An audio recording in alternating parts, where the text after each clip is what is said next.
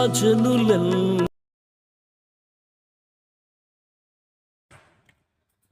మహాగణుడును మన రక్షకుడునైన మన ప్రభువైన యేసుక్రీస్తు వారి ప్రశస్తమైన నామములో ప్రతి ఒక్కరికి మా హృదయపూర్వకమైన వందనాలు తెలియచేస్తున్నాం. ఇమ్మానుయేల్ ప్రేయర్ హోమ్ మినిస్ట్రీస్ ద్వారా దేవుడు ప్రతిదినము మనతో మాట్లాడుతున్న దానిని బట్టి దేవునికే మహిమ, ఘనత, ప్రభావాలు ఆయనకే చెల్లునుగాక. ప్రియులరా, దేవుని వాక్యాన్ని మనం ధ్యానం చేసుకుందాం.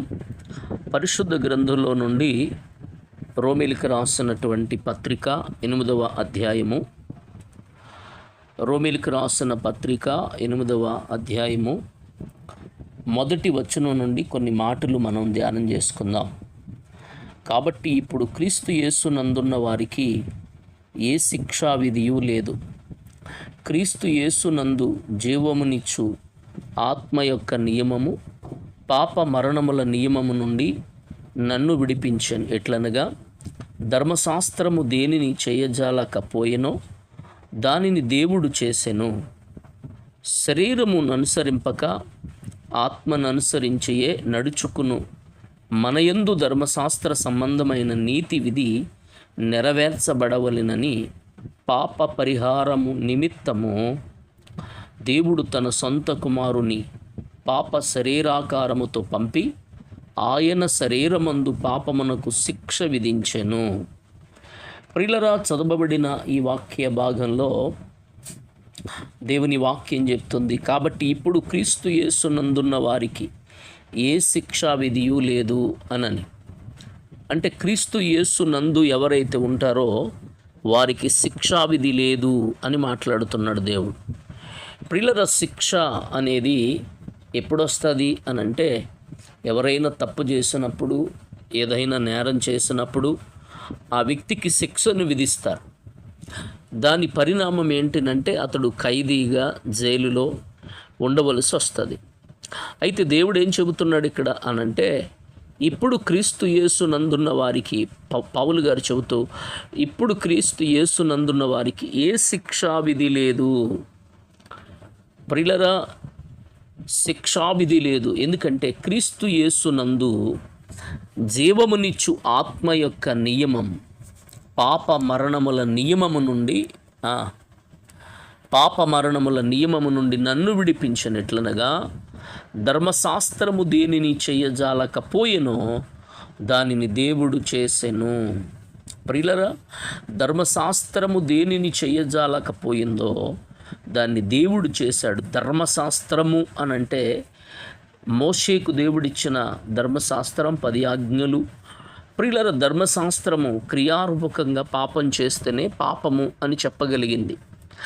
ధర్మశాస్త్రము అనేది ఒక ఛాయి, అంటే ఒక నీడలాంటిదే తప్ప దేవుని వాక్యం ఏం చెప్తుంది అనంటే, ప్రియులరా, పాపము మనిషిని పాపము అని నిరూపించింది తప్ప పాపిని పరిశుద్ధునిగా మార్చలేకపోయింది.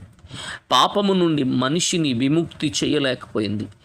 ధర్మశాస్త్రము అనేది ప్రియులరా మానవుడి పాపాన్ని తెలిపింది క్రియారూపకంగా. అంటే ఎవరైనా క్రియారూపకంగా తప్పు చేస్తేనే అది తప్పు అని చెప్పింది. కానీ యేసు ప్రభువారు వచ్చిన ఆ పరిస్థితుల్లో ఆయన అన్నమాట ఏంటి అనంటే, ఏదైనా నీవు ఒక వ్యక్తిని మోహపు చూపు చూస్తే గనుక నీవు అతనితో లేక ఆమెతో పాపము చేసినట్లే అని చెప్పారు. అంటే పాపము అనేది మానవుని జీవితంలో ఉన్నటువంటి నైజం. ఈ మానవుడు పాపము చేత భయంకరమైనటువంటి పరిస్థితులలో నలిగిపోతూ జీవితాన్ని పాడు చేసుకుంటున్న ఈ స్థితిని బట్టి మానవుని జీవితం దేవుడు ఏం చెబుతున్నాడు అనంటే, పాపము శాపము చేత కట్టబడిన ప్రతి వ్యక్తిని కూడా విడిపించడానికి ప్రభు ఈ లోకానికి వచ్చాడు.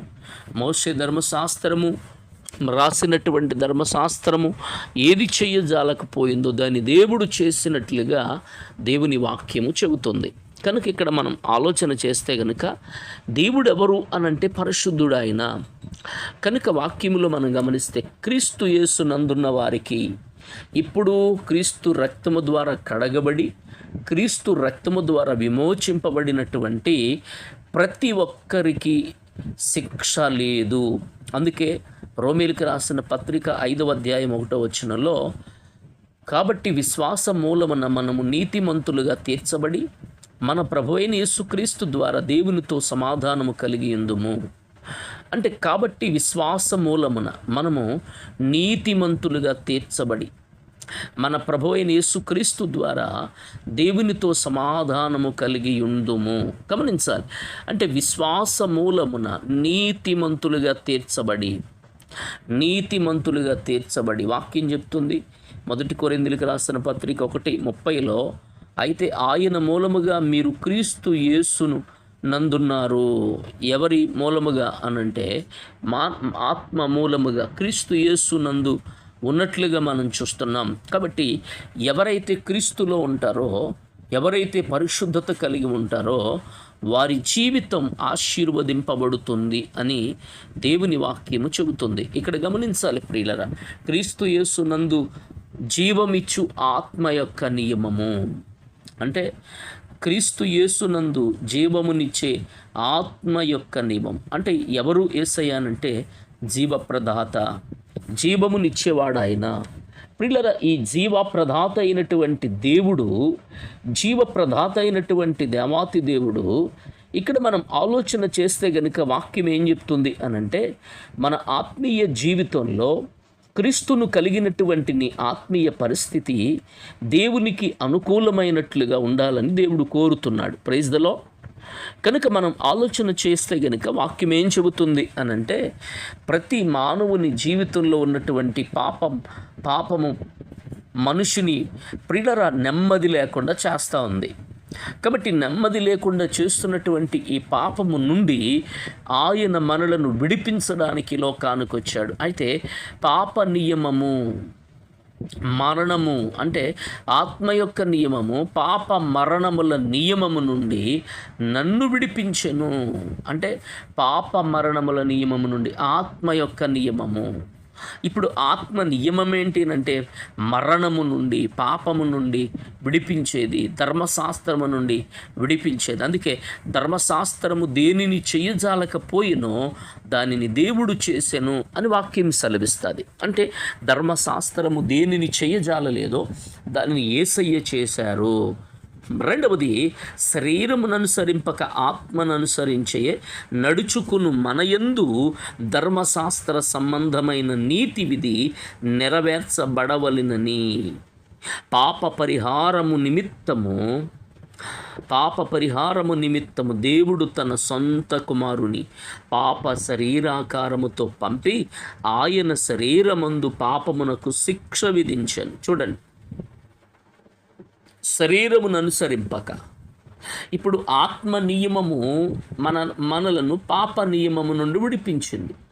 రెండవది శరీర నియమం, అంటే శరీరను అనుసరింపక ఆత్మను అనుసరించే నడుచుకును మనయందు ధర్మశాస్త్ర సంబంధమైన నీతి నెరవేర్చబడవలనని పాప పరిహారము నిమిత్తము తన దేవుడు తన సొంత కుమారుని పాప శరీరాకారముతో మన కొరకు పంపాడు. దేవునికి స్తోత్ర.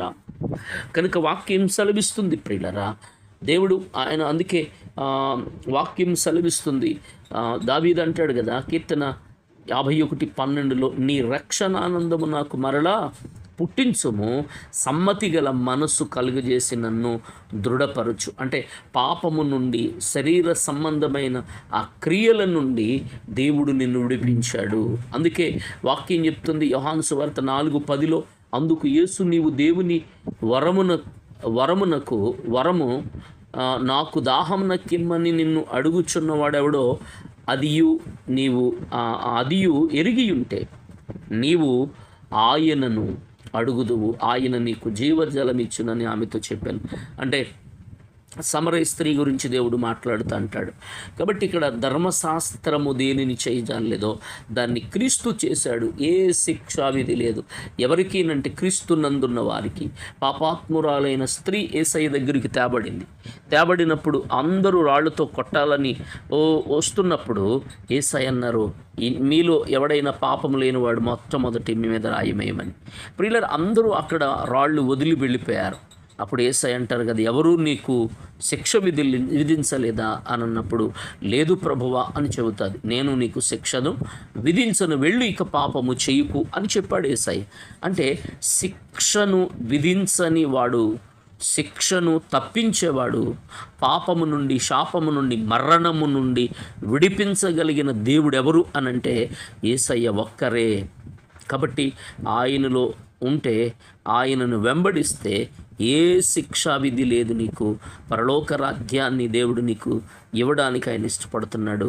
కాబట్టి ఆయన కొరకు బ్రతుకుదాము. ప్రతి పాపము నుండి, శాపము నుండి క్రీస్తులో మనం మారు మనసు పొంది క్రీస్తు కొరకు బ్రతుకుదాం. అట్టి కృపదేవుడు మనకు అనుగ్రహించునుగాక. ఆమేన్. మహాపరిశుద్ధుడైన తండ్రి, ప్రేమగల దేవా, నీ కొందనాలు.